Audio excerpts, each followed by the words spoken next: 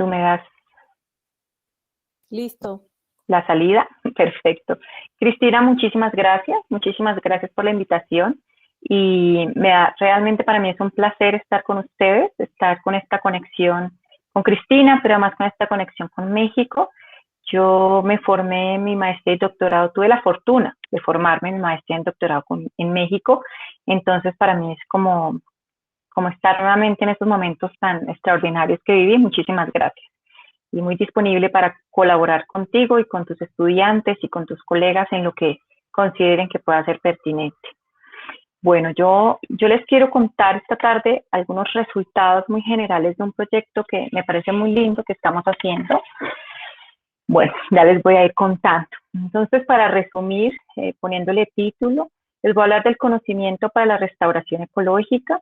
Les voy a hablar de qué conocimiento en particular, diversidad florística y funcional a lo largo de la trayectoria sucesional de pasturas abandonadas en el bosque húmedo tropical en un lugar específico que es en el departamento o en el estado de Caquetá, aquí en mi país, en Colombia.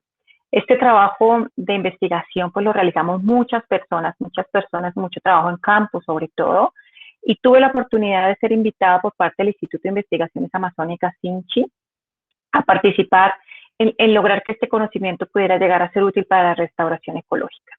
Así lo presento yo, pero Carlos Hernando Rodríguez, director del SINCHI en la sede de Caquetá, el estado de Caquetá, pues ha trabajado conmigo muy hombro a hombro para poder entender todas estas cosas que estamos viendo. Entonces, para empezar, ¿qué contenido les voy a mostrar? Voy a darles un contexto geográfico y de uso de la región en donde estamos trabajando. Les voy a comentar así una sola diapositiva de la motivación de la investigación, también muy cortico el diseño experimental, y empiezo a contarles una serie de resultados que me gustaría que discutiéramos. Pues son resultados que están saliendo apenas hace poco y que estamos tratando de entender y discutir en esa lógica de tomar buenas decisiones para la restauración ecológica basados pues en el conocimiento ecológico de los sistemas. Y finalmente les voy a mostrar cómo hemos interpretado inicialmente toda esta información para intervenir directamente en restauración ecológica. Bueno, entonces, estamos hablando de la Amazonia. La Amazonia colombiana particularmente. Ustedes saben que toda la cuenca amazónica cubre más o menos unos 10 países.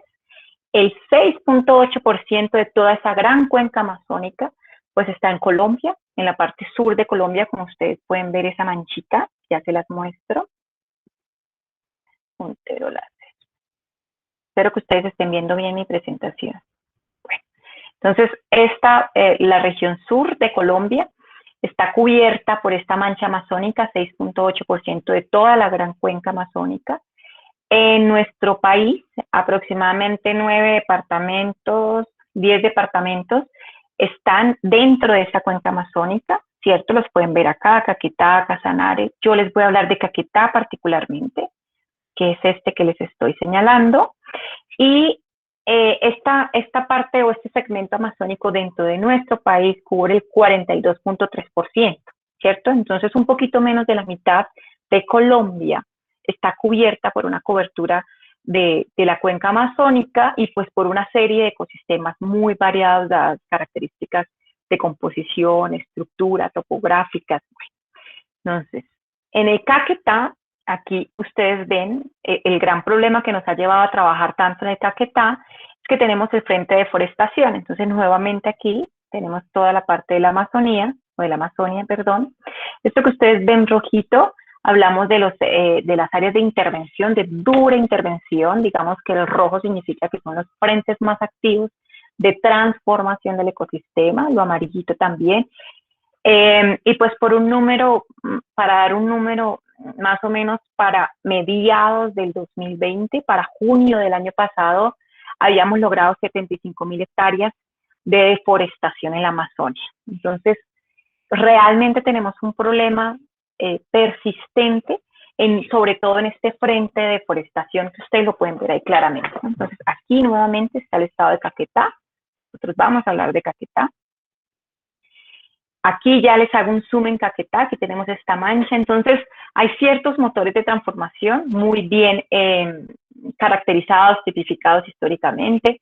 Tenemos unas transformaciones que se pueden llamar de bajo impacto, que son generalmente los cultivos en general y sobre todo los cultivos de coca, que tienden a hacerse con una serie de clareos y apertura de manchas en el bosque no tan grandes para poder pues ocultar un poco estos cultivos, ya que son cultivos ilícitos, por supuesto.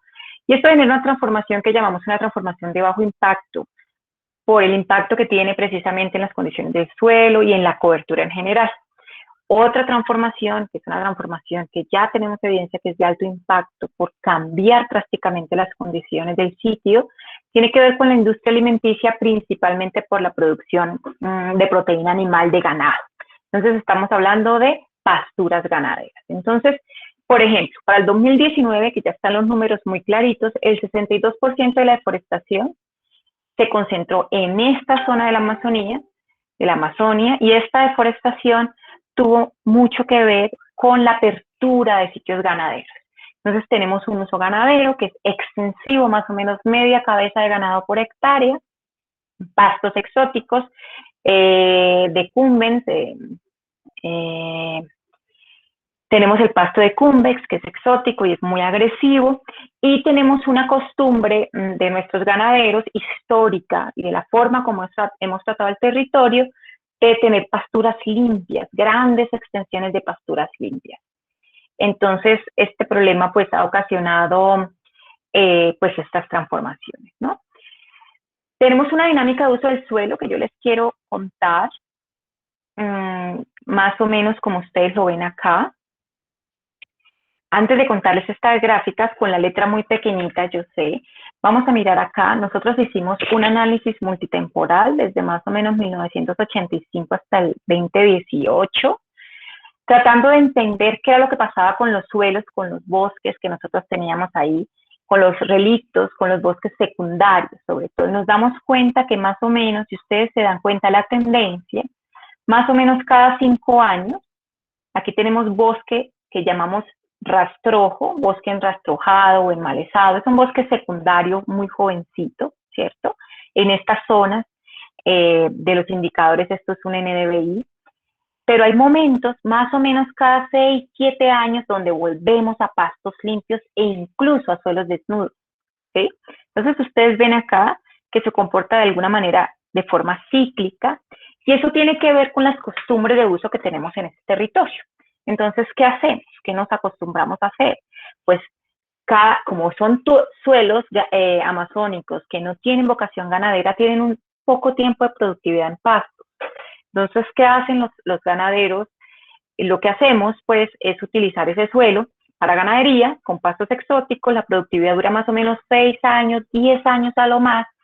Se abandona ese suelo, se abren otros frentes para la introducción de más zonas de ganadería, y estos suelos que se dejan quietos pues empiezan a enmalezarse, ¿cierto? O a enmontarse, o a generar rastrojo, a generar unos bosques secundarios pues muy jovencitos, ¿listo? Posteriormente, cuando los propietarios ya ven que ocurrió esa cobertura, pues lo que hacen es nuevamente clareo, limpian el suelo para volver a introducir ganado. Entonces, este tiempo de descanso que dejan el suelo, pues es cuando nosotros vemos que se convierte o nos dan esos valores de coberturas vegetales de rastrojo. Perdón. Y sin embargo, pues hay unos momentos donde hay unas caídas abruptas del mismo, ¿listo? Entonces, más o menos para contarles la historia, nosotros tenemos bosques primarios, unos relictos pequeños, muy lejanos, unos bosques degradados, y en términos generales una gran cantidad de área cubierta de pasturas, que tiene una producción muy corta, de unos 5 años, en pasturas productivas, y empieza ese ciclo de volverse bosque secundario joven y retornar a pasturas.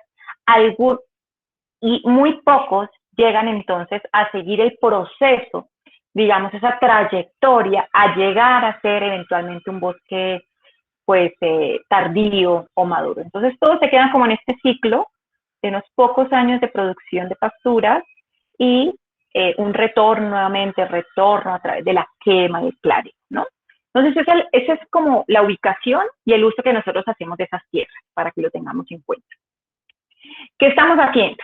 Hemos documentado entonces cómo es la dinámica de transformación de esos ecosistemas y es claro que año tras año seguimos en la transformación. Entonces, ¿qué estamos haciendo? El Instituto de Investigaciones Amazónicas INCHI y pues muchos grupos de investigación, entre ellos pues los que estamos aquí en la Pontificia Universidad Javeriana, empezamos un proceso de restauración de áreas transformadas por introducción de pasturas ganaderas. Eso es un gran proyecto que empezó en el 2017, no hace mucho, patrocinado pues por muchas entidades de gobierno, entidades internacionales, que tiene un gran componente de investigación, que es el del que yo les voy a hablar, pero también tiene un gran componente de intervención en restauración ecológica y de educación, y todo un poco transversal con la participación de las comunidades, ¿vale? Entonces estábamos pensando, siempre nos han preguntado, pues, ¿cuál es el conocimiento ecológico clave para tomar decisiones en la intervención en restauración ecológica? Entonces ahí surge como esa pregunta importante, y cómo podemos utilizar ese conocimiento en la restauración. Entonces esas son las reflexiones que tratamos de hacer a medida que vamos generando el conocimiento ecológico de los sitios, ¿vale? Entonces eso lo estamos haciendo. ¿Cómo empezamos a trabajar? ¿Cómo empezamos a explotar esos sitios en términos de hacerle muchas preguntas al bosque, a los ecosistemas que están ahí? Entonces empezamos con 55 plots, que es lo que nosotros pues llamamos sitios de referencia. Cada uno es de 0.25 hectáreas, 50 por 50. Empezamos unas grandes faenas de caracterización, ¿sí? Ustedes lo que ven acá es Caquetá, pues ya en un zoom mayor, Florencia, que es la capital, Morelia, Belén de los Andaquíes, San José de Fragua, y ahí lo que nosotros vemos, estos puntitos entre rojos y amarillos, pues es lo que nos permite mostrarles dónde están las 55 plots distribuidos, ¿vale? Y esos 55 plots están distribuidos entre unidad de lomerío, unidad fisiográfica de lomerío, que una foto es como ustedes lo ven acá, y unidad fisiográfica de montaña, donde tenemos pues una topografía mucho más quebrada. Vale la pena indicar que toda esta zona colinda con todo el piedemonte andino amazónico, es decir, hacia el norte, lo que ustedes ven en amarillo, viene siendo la cordillera de los Andes, donde ya termina la falda y el pie de la cordillera de los Andes y empieza todo el piedemonte andino amazónico y empezamos con todas estas unidades de montaña y unidades de lomerío, ¿vale? En esa zona nos estamos moviendo. Empezamos a hacer una caracterización. Entonces, en esas grandes parcelas con una subdivisión y con toda una nomenclatura para poder llevar a cabo este muestreo, empezamos a muestrar todos los individuos de la vegetación, incluyendo o segregando por DAP, por ejemplo, los individuos con DAP mayor a 10 centímetros en cada uno de los cuadrantes más grandes dentro del plot, individuos entre 10 centímetros y 1 centímetro en cuadrantes de 10 por 10 metros, y también las plántulas, ¿vale? Y se hizo la caracterización de la vegetación en pie, específicamente, para determinar la diversidad taxonómica, también las tasas de crecimiento, se hicieron plots con plots permanentes, y también para determinar o para calcular caracteres funcionales, características de la vegetación. ¿Listo? Bueno, entonces les voy contando qué vamos encontrando. Yo no voy a detallarme o quedarme en cada uno de los métodos, sino les voy a ir contando más bien lo que hemos estado encontrando, ¿sí? Entonces nosotros teníamos en estos sitios parcelas que fluctuaban entre edades de recién abandonada, ¿cierto? Entre 3 y 5 años, a unas parcelas que nosotros llamábamos parcelas de referencia en lo que nosotros entendíamos que era un bosque maduro, ¿sí? Sin embargo, pues al final ya nos dimos cuenta que estos bosques maduros pues no necesariamente son bosques maduros, sino que ya habían tenido una transformación, ¿vale? Entonces, en los análisis, por ejemplo, el escalamiento multidimensional que hicimos, ustedes pueden ver acá, todas estas parcelitas que están en esta zona, que vamos a llamar BP, es lo que conocemos, lo que tenemos como bosque primario. Esto lo construimos entonces con todas estas características de la composición de la vegetación, ¿sí? En términos de composición de la vegetación, estos bosques primarios pues están muy cercanos entre sí. Siguen estos bosques secundarios maduros con una comparación de similitud entre los centroides de estas distribuciones entre los bosques primarios y los bosques maduros, y con los otros bosques, pues encontrábamos cuáles podrían ser estos bosques secundarios maduros, bosques secundarios juveniles y bosques secundarios intermedios. Entonces, aunque teníamos ese rango entre los 5 años y los 60 años, lo vamos a agrupar para que sea más fácil de entender entre paquetes de bosques por cobertura, y entonces serían los bosques primarios, bosques secundarios maduros, bosques secundarios intermedios y bosques secundarios jóvenes, ¿sí? Y en esos paquetes de bosques, de todas esas 55 parcelas, las convertimos en estos 3 paquetes y nos empezamos a mover para poder entender cómo se comportan esos bosques y cómo esa información va a ser útil para tomar decisiones en los procesos de restauración ecológica. ¿Listo? Entonces, los resultados obvios, número de especies, por ejemplo. Entonces tenemos en la unidad de montaña en total 747 especies, en la unidad de lomerío en total 467 especies, de individuos con DAP mayor a 10 centímetros, con una densidad, como ustedes ven ahí, en montaña de 0.06 individuo por metro cuadrado, menos denso y más denso en la unidad de lomerío. Cuando nosotros nos movemos a través de esa cronosecuencia, como ustedes ven en el eje de las X, la riqueza, el número de especies del bosque secundario juvenil, intermedio maduro y el bosque primario, pues nos da como ese patrón gradual muy de la teoría ecológica de la sucesión, un patrón gradual y aparentemente continuo, donde vamos incrementando la riqueza a medida que vamos incrementando también la edad de abandono, ¿sí?, de esas pasturas. Lo mismo, en términos contrarios, pero un patrón que también se ajusta mucho a lo que esperábamos en términos de la sucesión. En términos de la dominancia, pues vemos bosques juveniles con una gran dominancia de algunas pocas especies y versus, moviéndose en decreciente, los bosques primarios, donde nosotros estamos viendo menor dominancia, ¿cierto? Incluso es muy común encontrar un individuo de una especie a través de toda la parcela. Entonces, digamos que estos patrones ya nos empiezan a decir cosas de cómo deberíamos pensar nuestros sistemas de restauración ecológica y pues muy acorde con lo que pasa teóricamente, lo que esperamos en la sucesión. ¿Listo? Nos pusimos entonces a jugar con unos modelos generales, lineales, generalizados y mixtos, para entender cuánto tiempo podríamos tardar en recuperar la riqueza, ¿sí? Entonces aquí tenemos la edad de Mendono, aquí tenemos lo que pasa en los bosques secundarios juveniles, bosques secundarios intermedios, bosques secundarios maduros, ¿cierto? Y bosques primarios no disturbados, o bosques primarios aquí, los cuadritos azules son en montaña, los cuadritos rojitos en lomería, entonces más o menos tenemos este patrón.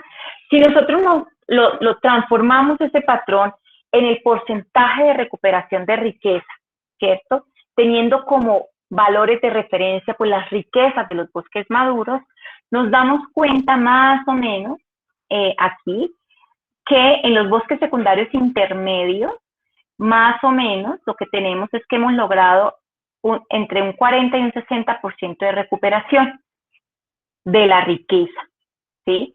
Cuando lo pasamos aquí a esta proyección de muchos más años, nosotros nos damos cuenta que necesitaríamos más o menos entre 80 y 90 años, a veces más de 100 años, para llegar a lo que sería un bosque primario conservado, ¿sí? Que estos son referencias, por ejemplo, de bosques amazónicos bien conservados, entre 300 y 500 años, ¿cierto? Entonces nos llevó a movernos, y para lograr esa riqueza, si nosotros no hacemos nada activamente en restauración, pues nos costaría más o menos para el paisaje de montaña unos 80 años y más o menos para el paisaje de lomerío un poquito más de 100 años, ¿cierto? Entonces, bueno, eso va a ser un tiempo muy largo en recuperar la vegetación, la riqueza al menos. Hicimos algo similar en términos de la biomasa. La biomasa, entonces, lo mismo, vemos, le voy a ir aquí a esta figurita más grande de una vez para mirar la proyección comparado con estos bosques secos, perdón, estos bosques primarios conservados. Y lo mismo, ¿no? Entonces, por ejemplo, para lomerío necesitaríamos aproximadamente unos 130 años para lograr la biomasa que se ha acumulado en un bosque primario, en un bosque conservado en estos paisajes amazónicos. ¿Listo? Y más o menos para montaña nos costaría unos 80 años. Entonces, esto nos va dando herramientas para poder abrir las puertas de la necesidad de hacer la restauración ecológica con una intervención o con un alto impacto, intervención de alto impacto, que nos lleve a acelerar, en el mejor de los casos, estos procesos, ¿no? Bueno, entonces, nos preguntamos además, a ver, ¿cuáles son los motores ambientales? Porque yo les he hablado de sucesión, de cronosecuencia, pero hay muchas cosas que varían con la cronosecuencia. Ustedes saben que la sucesión y la cronosecuencia son gradientes indirectos. Hay muchas cosas variando adentro. Entonces, en ese sentido nos pusimos nosotros a pensar en todos los otros factores que están afectando pues a esas coberturas vegetales. Nosotros estábamos muy concentrados con la edad, ¿cierto? Hemos venido hablando mucho de la edad, pero pensemos que también hay una distancia entre estas parcelas, hay un rango altitudinal, ¿cierto? Hay una serie de factores ambientales, climáticos, como la temperatura, la precipitación. Nosotros calculamos un valor del estrés ambiental que involucra el estrés hídrico, la precipitación en los meses más secos, por ejemplo, y el déficit de agua. Entonces, con estos datos, nosotros tenemos aquí todo lo que tiene que ver con estas condiciones climáticas, pero por supuesto, también una variación importante en las características del suelo. Y entonces también jugamos con las características del suelo, con toda la parte química, física y biológica del suelo, más o menos para tener unas 18 variables de suelo, con lo cual nos permitimos construir para cada profundidad de 0 a 10 centímetros, de 10 a 20 y de 20 a 30 centímetros, todo un paquete que le pasa al suelo a través de esas profundidades. Y sin lugar a duda, pues entendemos que el suelo tiene que tener un efecto sobre la vegetación y la vegetación a la vez tiene que tener un efecto sobre el suelo. Entonces, todos estos factores varían simultáneamente y covarían entre sí. Para poder entenderlo, entonces nosotros hicimos un modelo de ecuaciones estructurales para evaluar cómo se ajustaban todos estos factores que varían, ¿cierto? Cómo generaban una estructura de covariación que explicara de alguna manera la diversidad que nosotros estábamos observando, ¿sí? Entonces, estas figuras que ustedes ven aquí simplemente resumen nuestro modelo de ecuaciones estructurales y en pocas palabras, ¿qué nos muestra? Mira, nos muestra, contrario a lo que nosotros estábamos esperando, la edad de la parcela no es necesariamente la que está explicando o no explica, aquí solamente están señaladas las que explican significativamente o las que tienen una correlación significativa, mejor, no está correlacionado con la diversidad, en este caso de nuestras parcelas para el paisaje de montaña, a la unidad fisiográfica de montaña, no, o sea, no es la edad, tampoco es la distancia, tampoco es la altitud, ¿cierto? Encontramos que la precipitación y el estrés ambiental en montaña están explicando mucho esa diversidad funcional, están covariando con esa diversidad funcional. Y pues encontramos esta obvia covariación entre la precipitación y la temperatura, ¿no? Entonces, fíjense que siempre estamos pensando como en esos modelos estables que tenemos de la sucesión, y sin embargo, cuando le ponemos todos estos factores que covarían con la edad, nos damos cuenta que la edad de abandono no necesariamente está explicando la diversidad que nosotros estamos observando. En este caso, para mi sorpresa también, para nuestra sorpresa, incluso el suelo tampoco. Si ustedes se dan cuenta, no hay flechas que se dirijan de ninguna nivel de profundidad del suelo hacia la diversidad de especies, ¿vale? Más bien un poco la diversidad de especies puede estar afectando de forma negativa, tiene una correlación negativa con lo que pasa en el suelo en la profundidad de 10 a 20 centímetros, y eso pues ya nos permite o abrimos una ventana para explorar qué mecanismos están generando ese patrón que nosotros estamos viendo, ¿no? Entonces nos quedamos con la idea de que en montaña los factores ambientales son poderosos explicando cómo covaría la diversidad. ¿no? Entonces son factores ambientales, no necesariamente es la edad de abandono. Y eso tiene que ver mucho con el hecho de que en montaña el pastoreo, la ganadería, es mucho más extensiva y menos intensa, ¿sí? Precisamente porque encontramos un paisaje mucho más quebrado, de pendientes. Y obviamente los paisajes más planos son los más deseables, ¿no? Por otro lado, si nos movemos al lomerío, que es el que tenemos entonces todo en este cuadrante de la derecha, siempre es el mismo modelo, la misma estructura hipotética, y pues las lineecitas lo que nos dan es particularmente lo que ocurre en cada una de estas unidades fisiográficas. Encontramos, por ejemplo, como esperábamos, ahora sí, el suelo está teniendo un efecto sobre la diversidad de especies. Entonces ya nos hace pensar, ok, entonces en el lomerío, el suelo es un factor determinante que deberíamos manejar de una u otra forma para favorecer la diversidad de especies, ¿no? Claro, estamos hablando de sitios más planos, que se inundan tal vez con mayor frecuencia y pues es necesario manejar.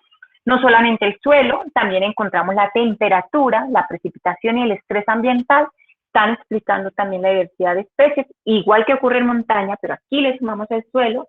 Y una cosa importante que ocurre es la altitud. Fíjate, estamos hablando de una zona de laderas, de lomeríos pequeños, bajitos, pero ahí la altitud, estar en la cima o en la parte baja de la loma bajita, pues tiene un efecto importante o covaría de forma importante con la diversidad. Entonces, así estamos tratando de entender estos múltiples factores que actúan y nos van a permitir tomar decisiones de qué es lo que tenemos que manipular a la hora de hacer restauración ecológica, ¿no? Seguimos, entonces abrimos la caja, hemos hablado de diversidad, de riqueza, incluso de biomasa, pero no hemos abierto la caja de las especies. Pues mira, si las cuento aquí de otra forma, nosotros tenemos más o menos, aquí están todas las edades y aquí tenemos el número de especies. Lo que nos dimos cuenta también es que a través de la edad de abandono, pues tenemos ese recambio de especies, pues a sucesión. Unas especies suceden a otras especies. Claro que sí, comparemos los extremos, entonces en un bosque recién abandonadito, en una pastura recién abandonadita, tenemos unas especies, unas miconias, unas bisnias, milcias, y hasta el final de la sucesión, de la cronosecuencia, donde tenemos otras especies, Pseudo, Celdera, Iriartea, Virolas, otras especies muy diferentes. Entonces vemos que a través del tiempo es evidente que se está dando una sucesión de las especies, pero se acuerda que estamos hablando de un número muy grande de especies, estamos hablando de 700 especies para un bosque, esto es para montaña, esto es para lomerío, también hay una sucesión particular de las especies a través del tiempo, pero para hablar de restauración, manejando 700 especies, empezábamos a tener muchos conflictos y teníamos que tomar decisiones de qué especies íbamos a manejar invernadero, de qué especies íbamos a colectar semillas. Bueno, entonces, empezamos a pensar en que todos esos caracteres funcionales que habíamos nosotros tomado, área foliar, área de copa, área foliar específica, contenido foliar de materia seca, grosor foliar, densidad de la madera, altura máxima, grosor, nos iban a permitir hacer una reducción del mundo total de las especies que estábamos trabajando, hacer una reducción a unos grupos que nos permitiera seleccionar dentro de esos grupos especies que respondieran o afectaran de forma similar al sistema. Entonces eso nos llevó a una primera clasificación, hemos venido haciendo otras que han salido cada vez más complejas, entonces ya no son 4 grupos, sino 7.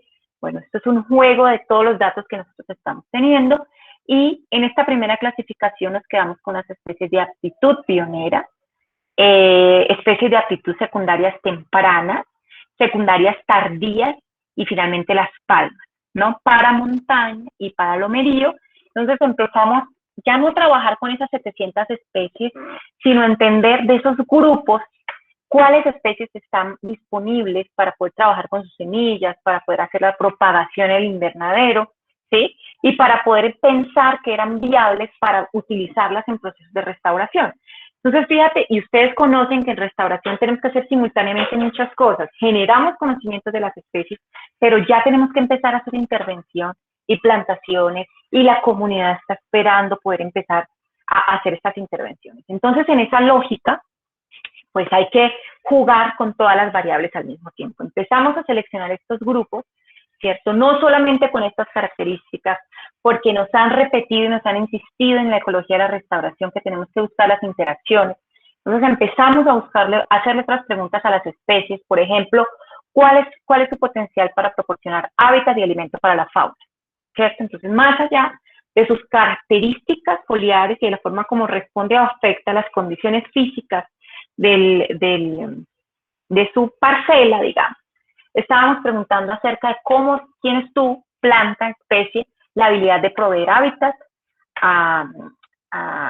pues hábitat a la fauna, alimentación. Entonces tomamos características, como decía, copa, área de copa, altura máxima, pero también tomamos las características, por ejemplo, de oferta de hábitat. Entonces, huecos en el fuste, que se hagan madrigueras, que hayan termiteros, que hayan epífitas, para empezar a pensar un poco cómo estos grupos de fauna pueden estar prefiriendo algunas especies para ubicarse, ¿cierto? Entonces también hicimos una serie de análisis, tenemos entonces un grupo de especies que son pro alimento, un grupo de especies que son pro hábitat, otros grupos que son, por ejemplo, pro canopy, que generan un canopy muy bueno para las aves y para los murciélagos. Entonces empezamos a pensar esto pensando en que las interacciones entre la fauna y la flora, por supuesto, que son determinantes también para las decisiones que nosotros tenemos que tomar, ¿sí? Todos estos datos simultáneamente, entonces, los tratamos de interpretar para la intervención de restauración ecológica. Hemos diseñado al menos 8 modelos de revegetalización de sitios. ¿Y por qué 8? ¿Por qué 8 y no 9, no 10? Sino porque tratamos de buscar toda la heterogeneidad de sitios disponibles para la restauración. Y aquí ya se involucra todo un trabajo con las comunidades y aceptar participar en el proceso. Y entonces estos sitios son diferentes. Estos diferentes sitios van a obligarnos a tomar diferentes decisiones. Entonces lo que hicimos, por ejemplo, en áreas forestales protectoras de cauces hídricos, donde había presencia de cumbens, del pasto, que se me olvida cómo le decimos, y con sin franja remanente de bosque. Fíjate lo específico, ¿cierto? Cobertura predominante de cumbres, sin franja remanente de bosque, más o menos como se ve en la fotografía. Seleccionamos a los grupos que deben ir ahí, y lo que más me gusta de esto es que nosotros tenemos, por ejemplo, 2 individuos del grupo funcional 1, cantidad de individuos, cuál es la función, ¿cierto? Y me gusta esto, tenemos las sustitutas, ¿sí? Entonces eso nos permite tener una bolsa de especies. Siliconia tomentosa no me funciona porque su semilla, porque crece muy lento. Entonces tenemos otra serie de especies donde los viveristas, donde las comunidades pueden escoger, pero a la final, independientemente de la combinación, siempre vamos a tener especies del grupo 1, siempre vamos a tener especies del grupo 2 y especies del grupo 3. Y a la vez trabajamos entonces cómo hace el arreglo florístico, ¿cierto? Entonces aquí tenemos el arreglo, entonces aquí en la mitad, pues por ejemplo va la virola y así sucesivamente, el distanciamiento, cada arreglo más o menos de 9 metros, y pues con una expectativa de que en unos 5 años, pues tengamos unas coberturas pues un poquito más cerradas, ¿no? Entonces, así trabajamos para muchos puntos que son diferentes, por ejemplo, áreas forestales protectoras de cauces hídricos, con pastos degradados sin franjas de bosque remanente. Entonces, ustedes ven acá que ven este arbolito con la sombra hermosa, pero pues no hay bosques remanentes, son pastos, son zonas altamente degradadas, entonces el arreglo es diferente.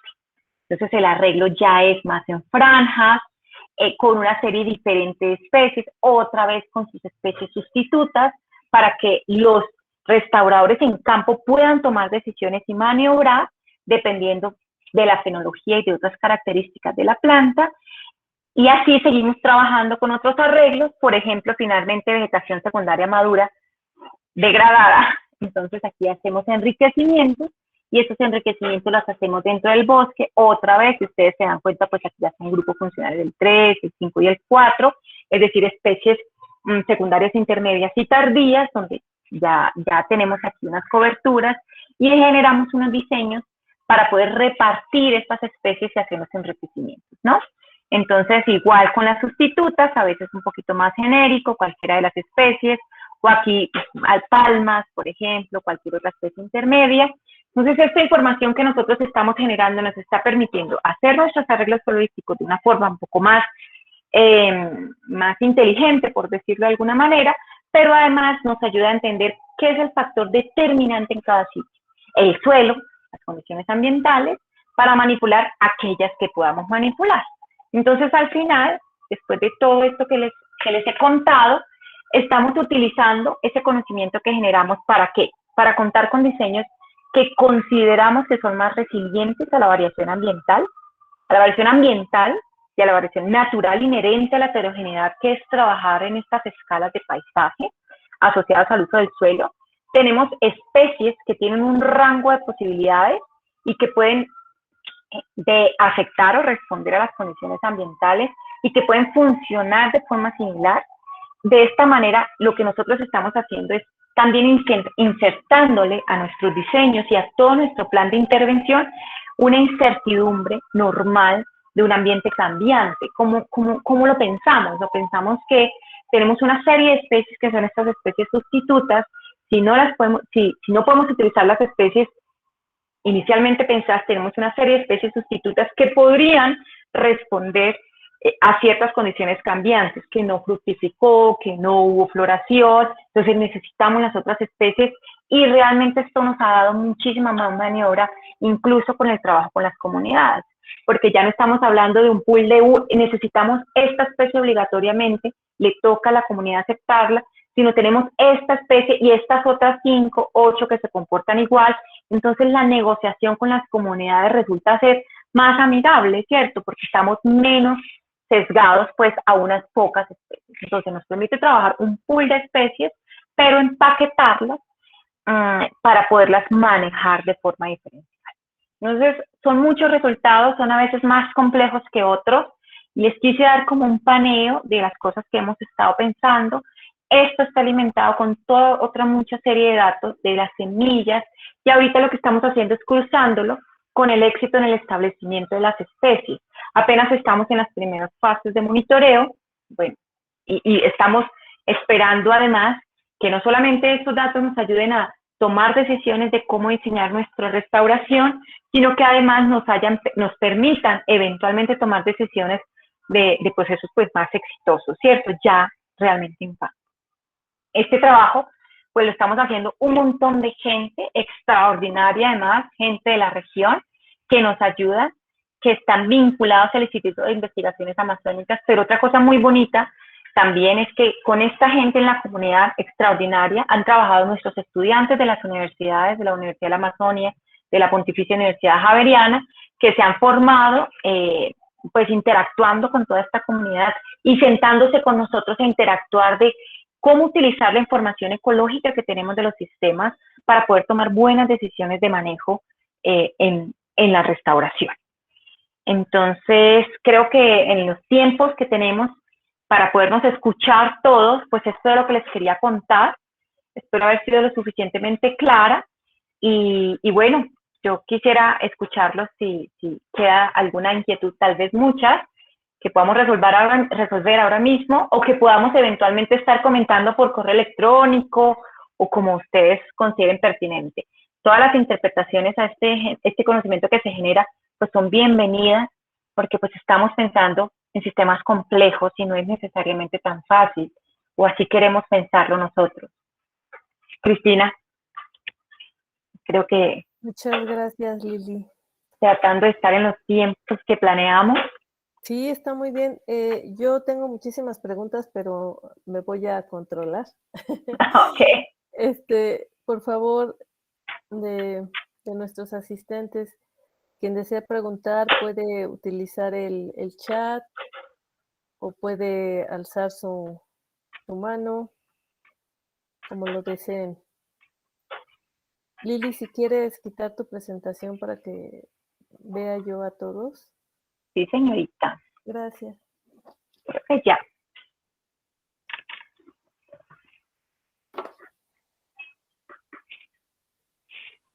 ¿Quién dice yo? Con toda confianza. Eli, ven que alza la mano. Adelante, Eli.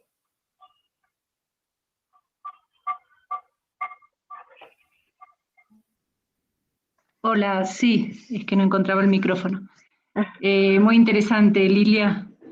Me gustó mucho la presentación. Mira, te quería hacer una consulta en particular. Cuando muestras esta diapositiva de los factores, ya sea en el ecosistema de montaña o el lomerío, bueno, de la edad de la parcela, la altitud y la distancia, me imagino que es la distancia al bosque maduro. A eso te refieres, ¿no? ¿O qué distancia sería? No, mira, ¿sabes qué hicimos? Mira, es un paisaje muy, muy fragmentado, ¿sí? Entonces, lo que nosotros hicimos fue, como ubicamos nuestras parcelas alrededor del paisaje, en la medida en que encontrábamos los sitios que cumplieran con las características de abandono, particularmente lo que nosotros tratamos de hacer, lo que hicimos fue la distancia entre el centroide de la mancha de parcelas, ¿sí? Ahora, ok. ese es el centroide entre la mancha de parcelas, pero en ese radio tenemos también bosques maduros. Lo hemos pensado mucho porque lo hicimos entre el centroide y luego pensamos en hacer la distancia promedio entre cada parcela con el resto de las parcelas, ¿cierto? Esto me va a dar las parcelas más alejadas o más cercanas. ¿Por qué? Porque las manchas de bosque, que llamamos bosque maduro, que podrían ser las fuentes, ya entiendo claramente por qué lo estás pensando, pues no necesariamente están distribuidas de forma homogénea, son parches pequeños, entonces era muy difícil, ¿sí? O tocaba pensarlo de forma espacial diferente. Si yo tengo una parcela de 0.25 hectáreas y tengo varias manchas de bosque por ahí, entonces tendríamos que sacar el promedio a los bosques cercanos, lo cual no está mal. Seguimos terminando de construir esa idea, pero esta que te estoy mostrando, los análisis que te estoy mostrando tienen que ver con el centroide de la distribución de las parcelas de cada uno de los paisajes. Okay. Tú me puedes, si tienes una recomendación mejor, la utilizamos porque lo hemos pensado mucho, fíjate. Y cada vez que cambiamos esa variable, pues volvemos a correr el análisis y decimos si funciona o no funciona, y un poco que la estadística también nos diga que se ajusta a lo predicho o no, para poder entender la mejor manera de utilizar los datos. O sea, te daría como una idea, una medida, así como lo están tomando, de qué tan emparchado estaría, digamos, porque ahí sí, puedes tomar varias medidas ahí. Bueno, luego si me pasas el correo, tu correo, claro, yo utilicé una vez un programa, SADIE, que hace un cálculo, yo trabajé en desierto con eso, pero justamente era para utilizar una medida de cuán emparchado estaba el lugar, ¿no? Bueno, un ambiente mucho más sencillo, porque es cierto. Pero bueno, no era esa la pregunta. Pero sí, digamos, la distancia, bien es como que no entendía bien a qué te referías. No, lo que te decía particularmente en el de montaña, ves que comentas que ni la edad de la parcela, ni la altitud, ni la distancia correlacionó con la diversidad funcional.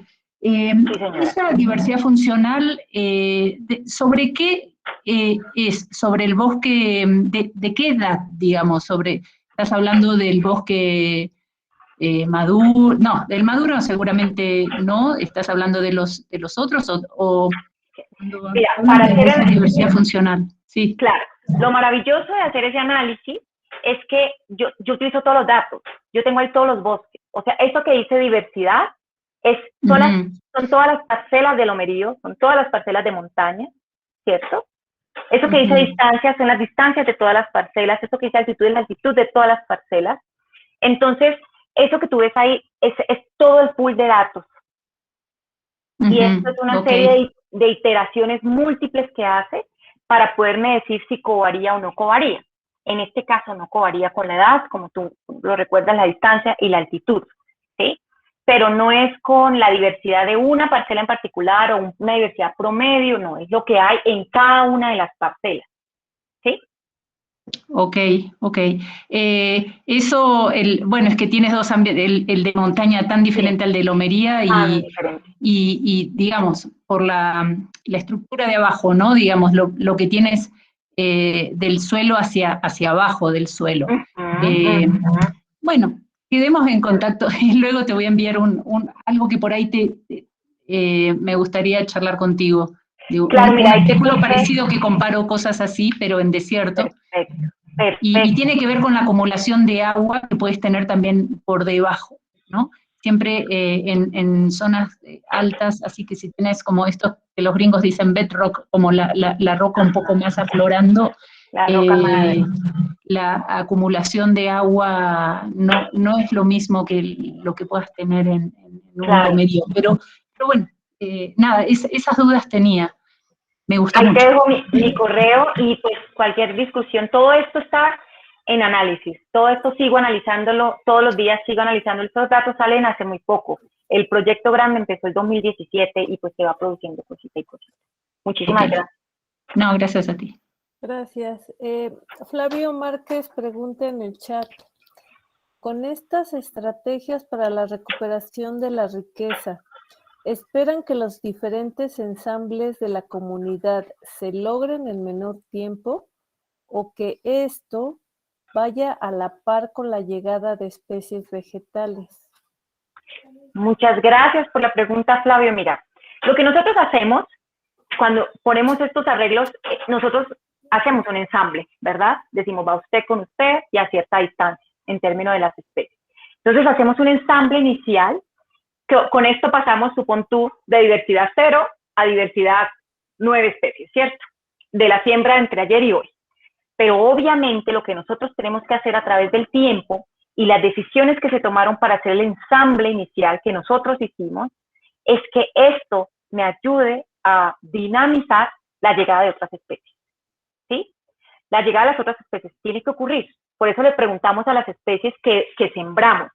Su merced atrae la fauna, su merced atrae la flor, perdón, su merced atrae bichos, aves o no. Y esas preguntas eran importantes para decir, ustedes van aquí. Las pongo yo, las pongo nosotros como restauradores y damos el tiempo necesario para que lo que tenga que llegar, llegue, ¿sí? El control no lo podemos hacer sobre lo que llegue va a llegar. Tendríamos que hacer un control, por ejemplo, si llegan especies no deseadas, de pronto con comportamiento invasor, que no esperaríamos, o sí, bueno. Pero eso no lo controlamos. Lo que controlamos es el ensamble original, que es esos pequeños ejercicios que les mostré. Y claro que cruzamos los dedos para que llegue un montón más de plantas, de especies deseables que nos ayuden un poco a capturar el sitio, sobre todo porque acuérdate que en algunos tenemos pastos muy agresivos, entonces esa captura es dura, es difícil, ¿sí? Creo que así te puedo responder.